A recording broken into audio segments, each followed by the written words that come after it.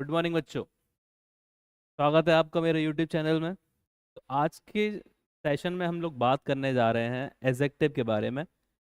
जानेंगे थोड़ा सा बेसिक्स इसके बारे में कि एडजेक्टिव क्या होता है, कहाँ पे इसका यूज़ होता है, कैसे आइडेंटिफाई करें कि सेंटेंस के अंदर क्या एडजेक्टिव है, कि क्या काइंड्स होते हैं। मतलब बेसिक नॉलेज पता होना चाहिए हमें एडजेक्टिव के बारे में कि एडजेक्टिव क्या होता है। एग्जाम में बहुत क्वेश्चंस आते हैं एडजेक्टिव से, चाहे वो बैंकिंग का हो चाहे वो एसएससी का हो, एडजेक्टिव से काफ़ी क्वेश्चंस बनते हैं। उसके बारे में भी चर्चा करेंगे आज। तो सबसे पहले बताओ कि एडजेक्टिव होता क्या है।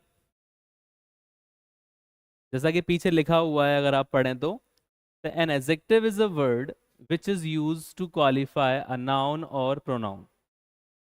हमने ये पढ़ा होता है कि नाउन की जो क्वालिटी को बताता है वो एडजेक्टिव होता है। हाँ होता है क्वालिटी को जो बताता है, बट ऐसा नहीं है केवल क्वालिटी को बताता है।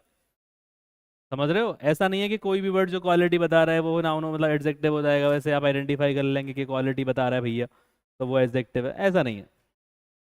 कोई भी वर्ड हो, अगर वो आप आइडेंटिफाई कर रहा है किसको, क्वालिफाई कर रहा है किसको, नाउन को और प्रोनाउन को, तो मेन चीज है क्वालिफाई करना और मॉडिफाई करना। मॉडिफाई लिखा नहीं है यहाँ पर, आप मॉडिफाई ऐड कर लेना।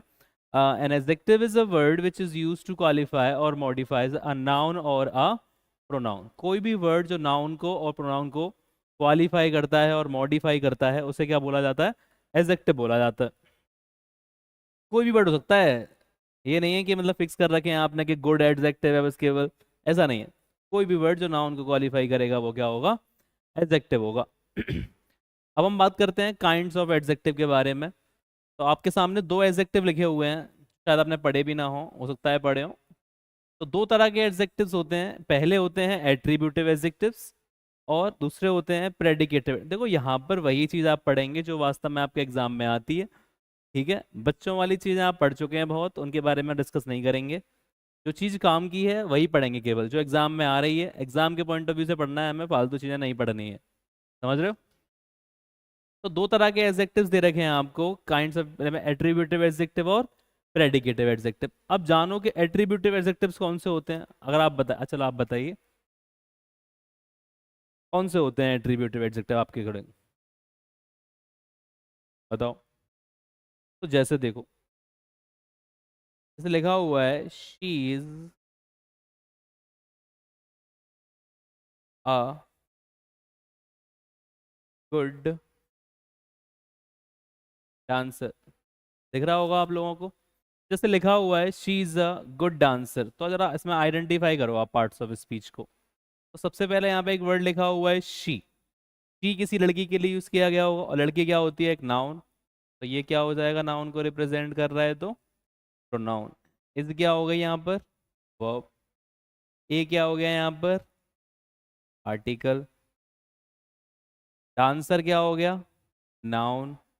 अब नाउन को क्वालिफाई कर रहा है एक वर्ड गुड, तो गुड क्या हो जाएगा यहाँ पर, एडजेक्टिव हो जाएगा कि नहीं हो जाएगा, क्योंकि क्वालिफाई कर रहा है नाउन को। बट हमें कैसे चला पता भैया, अब हम ये कैसे आइडेंटिफाई करें कि एट्रीब्यूटिव है या प्रेडिकेटिव है। तो एट्रीब्यूटिव का मतलब होता है कोई भी नाउन जिसका यूज आप नाउन से पहले करते हैं। Noun that is used, sorry, adjective that is used before a noun, just before a noun. ऐसे एडजेक्टिव्स जो नाउन से जस्ट पहले यूज किए जाते हैं उन्हें ही क्या बोला जाता है, आपका एट्रीब्यूटिव एडजेक्टिव। लिखा हुआ है बिफोर नाउन, इस बिफोर नाउन का मतलब ही क्या है, एट्रीब्यूटिव। हमेशा एट्रीब्यूटिव एडजेक्टिव्स नाउन के पहले यूज किए जाएंगे। किससे पहले यूज किए जाएंगे, नाउन से पहले। ठीक है, अगर वो एडजेक्टिव है, नाउन से पहले यूज किया जा रहा है, तो डेफिनेटली वो कौन सा एडजेक्टिव हो जाएगा, एट्रीब्यूटिव एडजेक्टिव। अच्छा, दूसरे के बारे में बात करते हैं, प्रेडिकेटिव एडजेक्टिव के बारे में। बताओ किसी ने पढ़ा हो तो प्रेडिकेटिव एडजेक्टिव,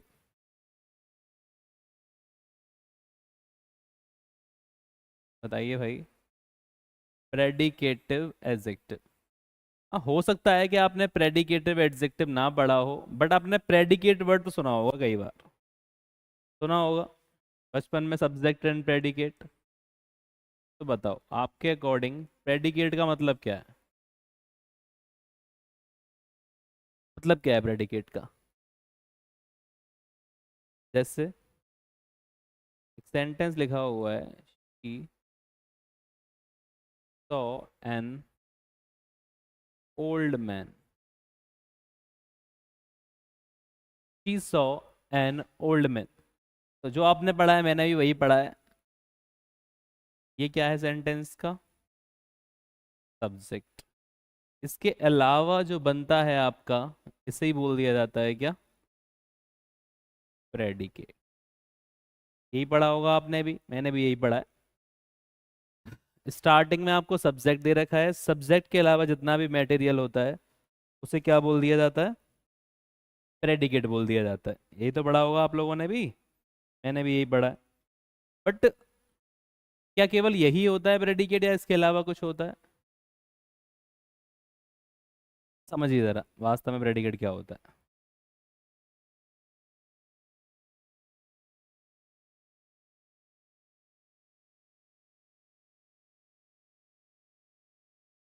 ये सब्जेक्ट, ये प्रेडिकेट, यही पढ़ा है आपने। लेकिन वास्तव में क्या है? सौ क्या है यहाँ पर? एक वर्ब। और बॉय क्या है यहाँ पर? एक नाउन। यही तो है। तो वास्तव में जो वर्ब और नाउन का कॉम्बिनेशन होता है, वर्ब और नाउन का जो कॉम्बिनेशन होता है, इसे बोला जाता है प्रेडिकेट। समझ रहे हो? तो प्रेडिकेट का मतलब ये नहीं कि आई मतलब सब्जेक्ट हो गया, उसके अलावा सब जितना बचा हो तो प्रेडिकेट हो जाएगा, ऐसा नहीं है। वर्ब प्लस नाउन का जो कॉम्बिनेशन है, इसी को क्या बोला जाता है हमारी भाषा में? प्रेडिकेट। अब यहाँ पे अगर नाउन ना दे रखा होता, अगर यहाँ पे दे रखा होता आपको एडजेक्टिव, क्या दे रखा होता? एडजेक्टिव। अब क्या हो गया? वर्ब प्लस एडजेक्टिव, तो इसी एडजेक्टिव को बोला जाता है क्या? Predicative adjective. एडजेक्टिव, ऐसे एडजेक्टिव जो नाउन से जस्ट पहले यूज किए जाते हैं उन्हें एट्रीब्यूटिव एडजेक्टिव्स बोला जाता है। और ऐसे एडजेक्टिव्स जो वर्ब के बाद यूज किए जाते हैं बट इसके बाद नाउन नहीं आएगा, तो वो क्या बन जाएंगे वहां पर? आपके एट्रीब्यूटिव प्रेडिकेटिव एडजेक्टिव। तो विशेष ध्यान रखना है इस बात का। एट्रीब्यूटिव एडजेक्टिव्स वो एडजेक्टिव्स होते हैं जो नाउन से पहले यूज किए जाएंगे, और प्रेडिकेटिव एडजेक्टिव वो एडजेक्टिव होते हैं जो वर्ब के बाद यूज किए जाएंगे बट उनके बाद नाउन नहीं आएगा। Is that clear? बहुत ध्यान रखना है इस बात का, बहुत बहुत बहुत ज्यादा ध्यान रखना है इस बात का। क्लियर है? अगला देखो, अगली हेडिंग है कंपैरिजन ऑफ एडजेक्टिव्स। आपके पास लिखा है कंपैरिजन ऑफ एडजेक्टिव्स। तो आप एक सेंटेंस पढ़ रहे होंगे यहाँ पर, दिस एप्पल इज स्वीट। अगला लिखा है this Apple is sweeter than that Apple, that mango. अगला लिखा है this mango is sweetest of all. तो सारे वर्डों में, अच्छा this Apple is the sweetest, Apple लगा लो यहाँ, एप्पल से ही कंपेयर करोगे ना, या मैंगो, कोई दिक्कत नहीं। तीनों में एक वर्ड यूज कर लिया है यहाँ पर इसने, स्वीट, स्वीटर और स्वीटेस्ट। अच्छा पहले तो ये बताओ कि स्वीट कौन सा एडजेक्टिव है, एट्रीब्यूटिव या प्रेडिकेटिव? बताओ भाई। सब्जेक्ट, वर्ब, और उसके बाद एडजेक्टिव। तो वर्ब के बाद क्या दे रखा है आपको? एडजेक्टिव। और इसके बाद नाउन नहीं दे रखा है, तो ये कौन सा एडजेक्टिव हो जाएगा? Predicative adjective. अब एक वर्ड यूज करा है इसने स्वीट, एक वर्ड यूज किया स्वीटर, और एक वर्ड यूज किया है इसने स्वीटेस्ट। तो आप बताइए क्या डिफरेंस है तीनों में? डिफरेंस क्या है? मीठा, ज्यादा मीठा, और ज्यादा मीठा, बहुत मीठा, ऐसा है क्या? तो ऐसा नहीं है। जैसे आपने देखा होगा कहीं कहीं यहाँ पर आप एक वर्ड यूज कर लेते हैं गो, कहीं कहीं आप एक वर्ड यूज कर लेते हैं वेंट, और कहीं कहीं आप एक वर्ड यूज कर लेते हैं गॉन।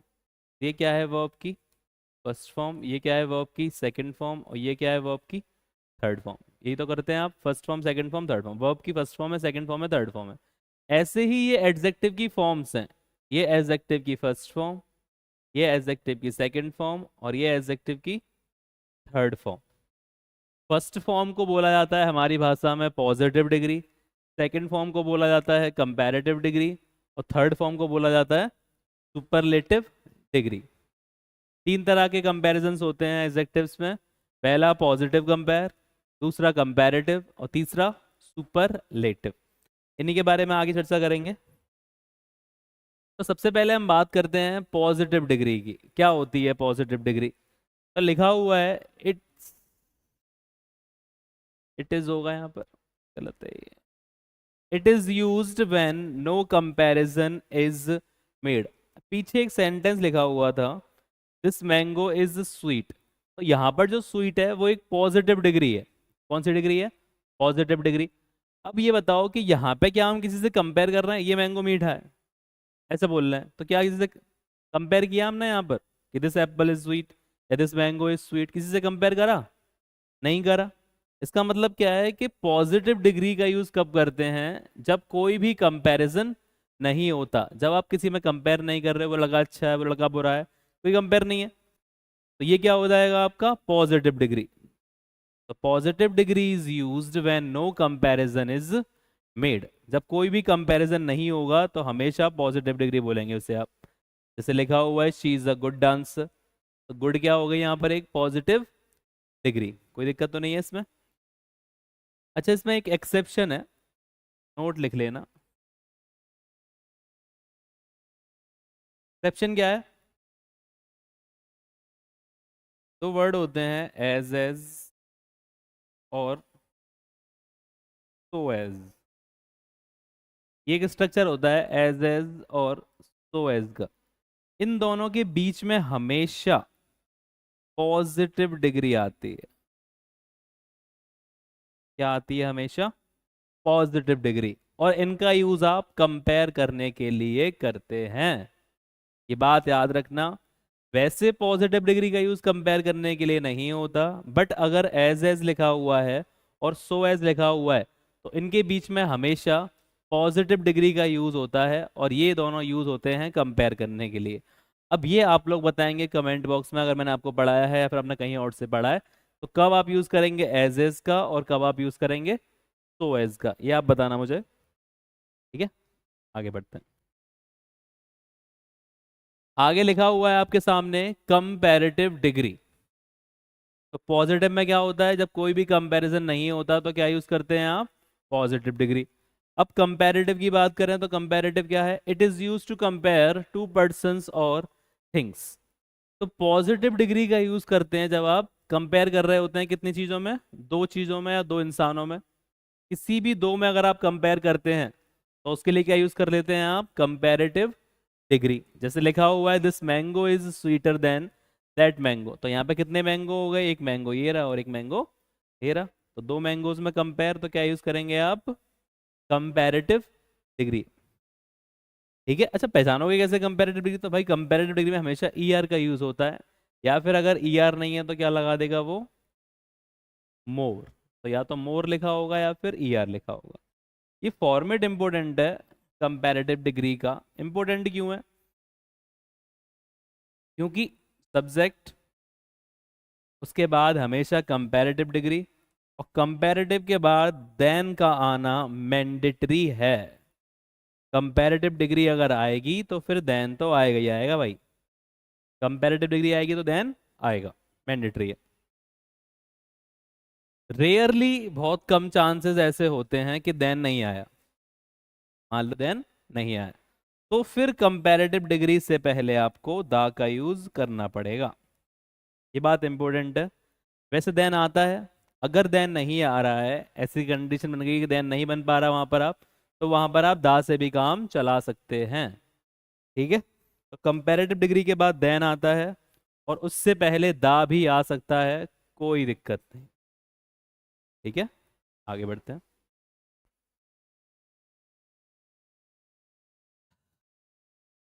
सुपरलेटिव, ये देखो पहले सुपरलेटिव डिग्री लिखा हुआ है, it is use to compare more than two persons और थिंग्स। पुरानी चीजें रिवाइज करो। पॉजिटिव डिग्री जब कोई भी कंपैरिजन नहीं होता, बट अगर एज और सो एज का यूज कर रहे हैं तो वहां पर आप बीच में हमेशा पॉजिटिव डिग्री का यूज करते हैं।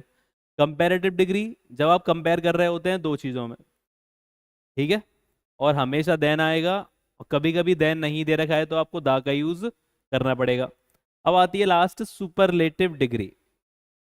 Highest degree, superlative degree. तो इसका कंपेयर करते हैं जब आप कंपेयर कर रहे होते हैं दो से ज़्यादा में, चाहे कितने भी हों अनलिमिटेड, उसमें क्या यूज़ करेंगे आप, सुपरलेटिव डिग्री।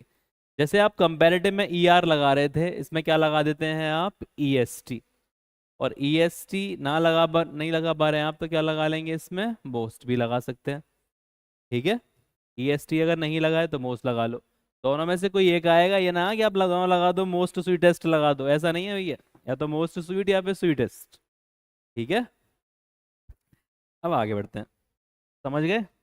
तीनों को ध्यान रखो इस हमेशा। इस बार देखो क्या है, पॉजिटिव डिग्री जब कोई भी कंपेयर नहीं होगा, कंपेरेटिव डिग्री जब कंपेयर करेंगे आप दो चीज़ों में, सुपरलेटिव डिग्री जब आप कंपेयर करेंगे दो से ज़्यादा में। Is that clear? एग्जाम्पल लिखा हुआ है, this mango is the sweetest of, अच्छा स्ट्रक्चर और लिख लो इसका, सब्जेक्ट, वर्ब, ओ ओ ओ ओ ओ,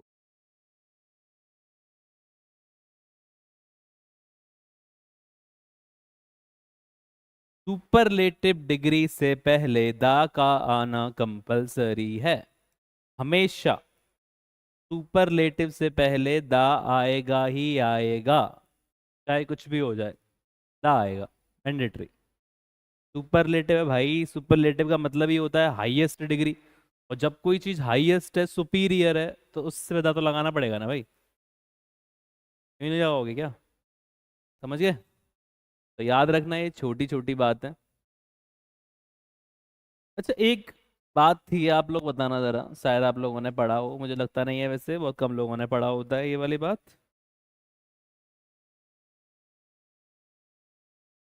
चलो यहाँ पे जान लेते हैं इस बात को, बता दूं इसे जरा।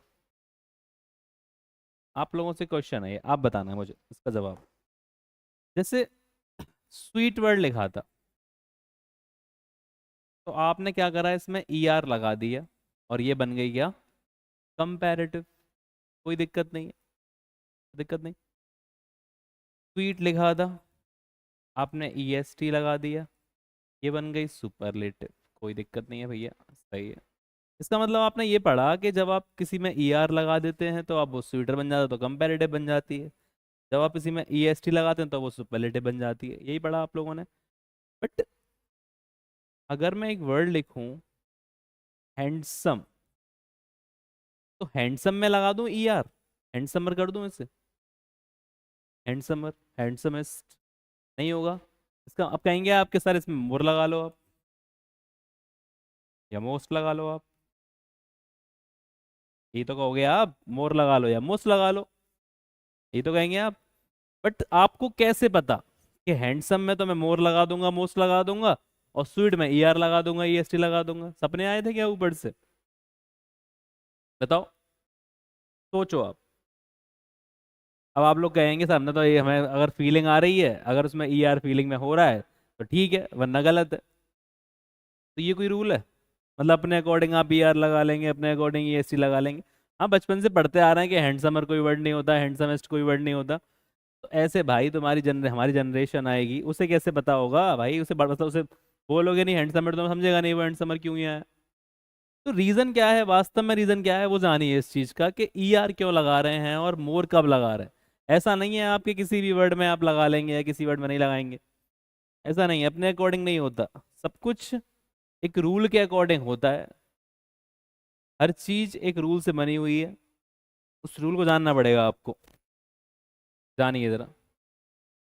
तो जैसे कि आप लोग, जैसे आपने बताया, मतलब कुछ बच्चों ने पढ़ा भी होगा, मुझे मालूम है, कुछ बच्चों ने, ऐसे हो सकता है कि कुछ बच्चों ने पढ़ा हो। आपने ये पढ़ा होगा कि, जो मैंने भी पढ़ा था स्टार्टिंग में, कि कोई वर्ड है स्वीट, हम कैसे डिसाइड करते हैं? जैसे आपने स्वीट ही ले लिया, हम डिसाइड करते हैं कि उसके प्रोनाउंसिएशन से।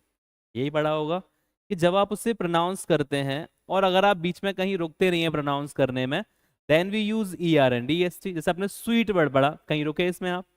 नहीं रुके, तो आपने क्या लगा लिया, ई आर और ई एस टी। हैंडसम में ब्रेक ले लेके पढ़ रहे हो आप, हैंडसम ब्रेक ले लेके पढ़ रहे हो, तो आपने मोर और मोस्ट लगा लिया। ये रीजन है क्या? चलो मान लिया आपका ये रीजन है। तो ये रीजन क्या यहाँ पर फॉलो हो रहा है आपका? ऑनेस्ट, इसमें कहाँ ब्रेक लिया आपने? ऑनेस्ट ऐसे बोला आपने। यहाँ भी तो आपने ब्रेक नहीं लिया ऑनेस्ट में, तो क्या इसका ऑनेस्ट और ऑनेस्टेस्ट हो जाएगा? बताइए, क्या इसका ऑनेस्टर और ऑनेस्ट हो जाएगा? नहीं होगा। नहीं होगा ना। क्या होगा इसका? मोर ऑनेस्ट और मोस्ट ऑनेस्ट, यही तो होगा। तो वो जो आपने रूल पढ़ा है वो गलत है बिल्कुल। रूल समझिए क्या है।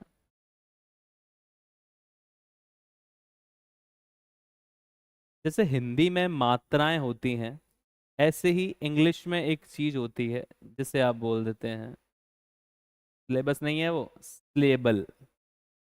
क्या बोलते हैं आप उससे? स्लेबल। जैसे हिंदी में मात्राएं होती हैं, ऐसे ही इंग्लिश में स्लेबल होते हैं। स्लेबल क्या होता है? किसी वर्ड के अंदर एक वॉवेल लिखा होता है और उसके बाद आपको मेंशन कर रखा होता है कॉन्सोनेंट। वॉवेल लिखा होता है और उसके बाद आपको मेंशन कर रखा होता है कॉन्सोनेंट। इसे बोला जाता है सिलेबल। ये एक सिलेबल हो गया। वॉवेल प्लस कॉन्सोनेंट का जो पेयर है उसे बोला जाता है एक सिलेबल। वॉवेल प्लस वॉवेल, इसको सिलेबल में काउंट नहीं किया जाता। अगर इसके बाद कॉन्सोनेंट दे रखा है तो वो काउंट हो जाएगा, बट वॉवेल प्लस वॉवेल कोई भी सिलेबल नहीं होता। जैसे प्री वर्ड लिखा हुआ है, तो ये दो वॉवेल एक साथ आ गए तो ये काउंट नहीं होंगे भैया सिलेबल में। समझ रहे हो? तो सिलेबल का मतलब क्या होता है? वॉवेल प्लस कॉन्सोनेंट को बोला जाता है सिलेबल। ये बात याद रखना। अब भैया इसका क्या मतलब है, क्यों पढ़ा रहे हैं ये सब चीजें, जानो इस बात को। तो अगर आपकी जो वर्ड दे रखा है आपको, उस वर्ड में केवल एक सिलेबल है। कितने सिलेबल है? एक सिलेबल। तो आप यूज करते हैं ई आर और ई एस टी। याद रखना ये वाली बात। अगर आपको जो वर्ड गिवन है उस वर्ड में एक ही सिलेबल है, तब आप यूज करते हैं ई आर और ई एस टी। बट अगर उसके अंदर एक से ज्यादा सिलेबल है, तब आप यूज करते हैं मोर और मोस्ट। समझ में आया कुछ? वर्ड देख के समझ में आएगा। जैसे कुछ वर्ड्स हैं। पहला वर्ड स्वीटी लिखा हुआ है, वाइज, ऑनेस्ट, हैंडसम। इन चारों वर्डों में ट्राई करते हैं ना। देखो जरा, इसमें हमने आइडेंटिफाई करा, यहाँ पर एक वॉवेल है, यहाँ पर एक वॉवेल है, दिख रहा है ना। तो वॉवेल प्लस वॉवेल तो काउंट होगा नहीं, लेकिन वॉवेल के बाद कॉन्सोनेंट दे रखा है, तो ये कितने हो गए इसमें? एक। तो क्या लगा लोगे इसमें? ई आर और ई एस टी। अगला वर्ड देखा हमने, ये रहा वॉवेल, ये रहा वॉवेल, इसके बाद तो कोई कॉन्सोनेंट है नहीं, इसके बाद दे रखा है तो ये एक सिलेबल, तो क्या लगा लोगे इसमें? ई आर और ई एस टी। अगला वर्ड देखा हमने, वॉवेल, वॉवेल, ये कॉन्सोनेंट और ये कॉन्सोनेंट, कितने हो गए इसमें? दो। दो में क्या लगा लोगे आप? मोर और मोर। क्लियर? एच, एक, दो, क्या लगा लोगे आप इसमें? मोर और मोस्ट। आया मजा? क्लियर है? तो याद रखना, अगर आपको जो वर्ड दे रखा है वन सिलेबल है, then we use E R and E S T. If the word is more than one syllable, then we use more and most. छोटी सी बात है, अच्छी बात है, बहुत अच्छा कॉन्सेप्ट है, अच्छे से याद रखना। ठीक है? कोई भी डाउट, कोई प्रॉब्लम? वीडियो अच्छी लगा करे तो भैया लाइक कर दिया करो, और सब लोग वीडियो देखा करो भाई। जो नहीं देख रहे हैं, अच्छे से वीडियो देखो, समझो चीज़ों को, जानने को मिलेगा बहुत कुछ। समझ रहे हैं आप? ठीक है? Thank you.